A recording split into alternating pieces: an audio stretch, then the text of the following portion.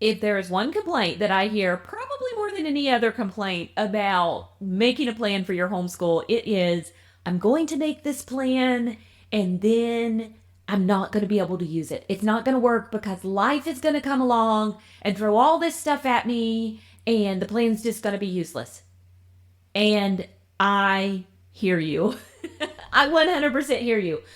I'm Pam Barnhill. I have helped thousands of homeschoolers create doable systems, beat burnout, and bring more joy to their homeschool day. Welcome, welcome. And we are on video four, I think, four of our planning series, all about the different homeschool mom archetypes. I do believe it is video four.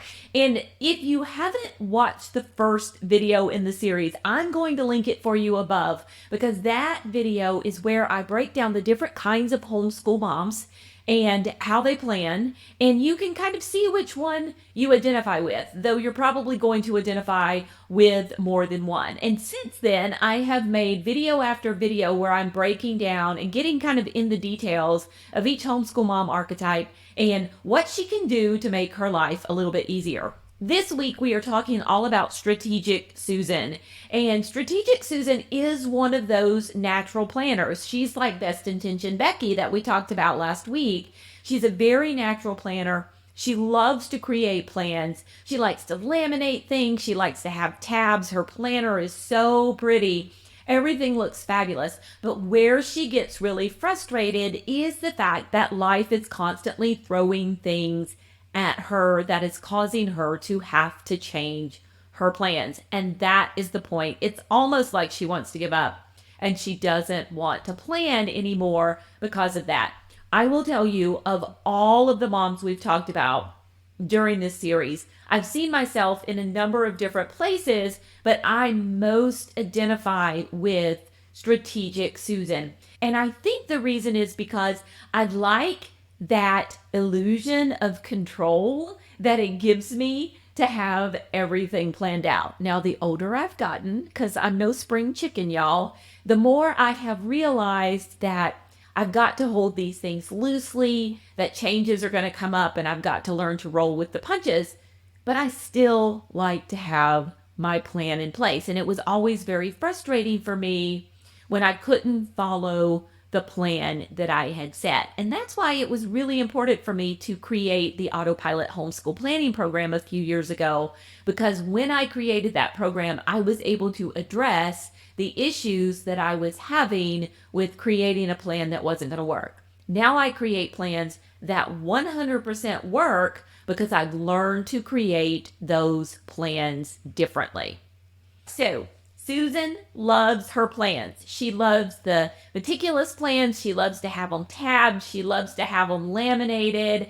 And yes, she is sometimes frustrated when life happens because when we plan in grids, and Susan loves typically to lay open her planner and look at her week and have all the different things in all of the different spots, then when life throws a curveball at us and that grid gets out of whack, it feels really jolting for Susan. It feels like her entire week is misaligned. And a lot of times what Susan will do is she will rewrite her plans or recreate her plans. At first, there's a lot of Xing things off and crossing things off and trying to move things around. And then she gets in and she starts actually rewriting the plans, reprinting the plans. And this is why flexible planning, like we teach in Autopilot, is so much better, because you're going to have less stress and you're not going to be spending all of that extra time and kind of decision fatigue in moving things around and trying to fit them into new spaces. You're going to save resources by not trying to recreate those plans and make them absolutely perfect all the time. And that's just going to give you more confidence. You're going to be able to roll with the punches a little better and meet your educational goals despite the disruptions that are inevitably going to happen. So how do we do this? Well, in Autopilot, we teach you not to plan in grids. You never want to lay out your week in a grid ahead of time and put certain lessons onto certain days and essentially end up tying lessons to each other. Like you're making a statement at the beginning of the week or the beginning of the month or the beginning of the year that when I'm doing lesson 18 in science, I'm also going to be doing lesson 16 in history. And when you tie those things together like that and stuff gets out of whack because of life, that is where it starts to feel unsettling, especially to somebody like Susan. You start to feel like you're failing because you're not able to follow the plan that you've written. So we don't want to use grids. Instead, we don't use dates at all when we lesson plan, and we plan our lessons in lists. And we plan our lessons in list by subject. So we have a science list, and we have a history list, and we have maybe a language arts list, a math list. And when it's time to do science, we just do the next thing that's on the list, and that's the thing we do next. And when it's time to do history, we do the next lesson that's on the history list. So we still have a plan.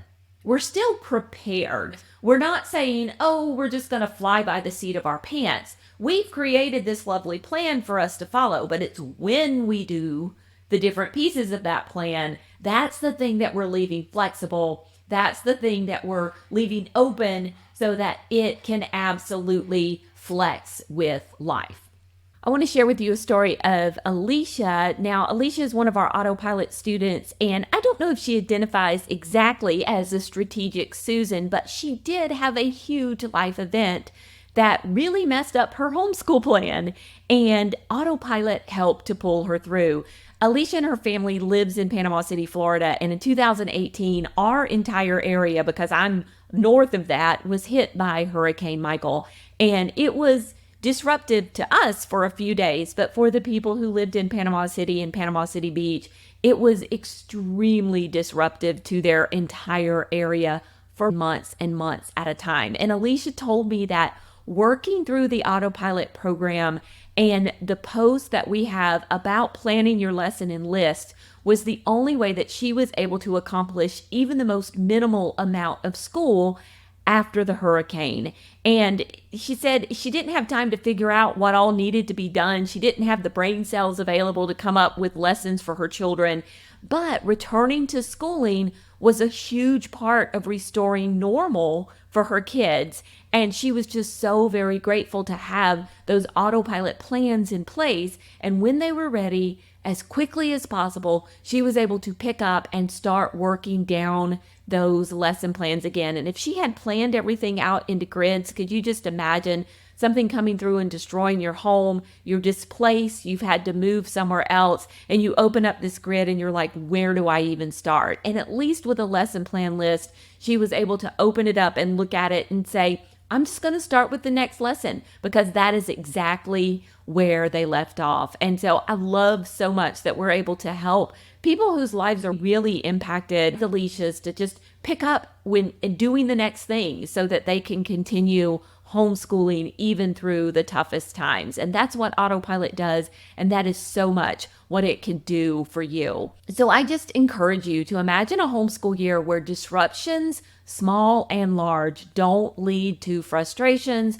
or hours of replanning or this feeling like you've wasted your time and everything that you have done is for nothing. And so I really encourage you to check out the Put Your Homeschool Year on Autopilot course. And hey, if you are watching this the week that it releases, on June 18th, I have a free planning workshop for you. It's all about why your homeschool sometimes feels hard and what can you do about it. We've got some great nitty-gritty strategic things that you can do to help your homeschool feel less difficult. And so I would love to invite you to come check that out. It's absolutely free. I'll leave a link for you down in the description. I'll be back next week. We're going to be going over our final homeschool mom archetype, overwhelmed Olivia. So many of you said that you could relate to her. And we're going to be talking about what Olivia can do to make homeschooling just a little bit less overwhelming.